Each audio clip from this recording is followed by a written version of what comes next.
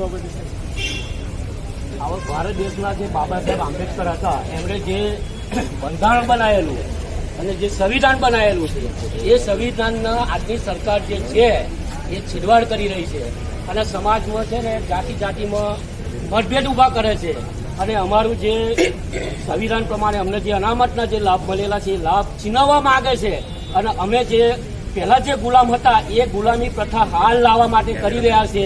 એટલા માટે સુપ્રીમ કોર્ટનો ચુકાદો છે. સુપ્રીમ કોર્ટનો ચુકાદો કોઈ પણ હિસાબે રદ થવો જોઈએ. વડાપ્રધાન પણ આમાં ધ્યાન રાખે અને સુપ્રીમ કોર્ટના ચુકાદાને રદ કરે જેથી અમારા લોકોને અનામતનો લાભ મળે અને અમારી જાતિ જે જાતિ અત્યારે જે એકજૂટ થઈ રહી છે ને એને તોડવા પ્રયત્ન કરે છે અને અમને પહેલાના જેવા ગુલામો બનાવવા માંગે છે અને અમારા હક અધિકારો જે આપ્યા છે એ છીનવવા માંગે છે.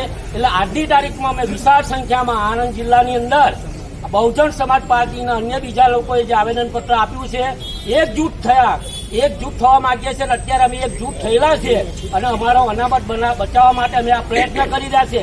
સરકાર આમાં મોતચેપ ન કરે, અમારી બાબા સાહેબ આંબેડકર જે અમારું સંવિધાન આપ્યું છે એમાં છીડવા ના કરે, એમાં કોઈ પણ જાતનો ફેરફાર ના કરે, જે છે ચલાવવા માટે. જય ભીમ, જય સંવિધાન.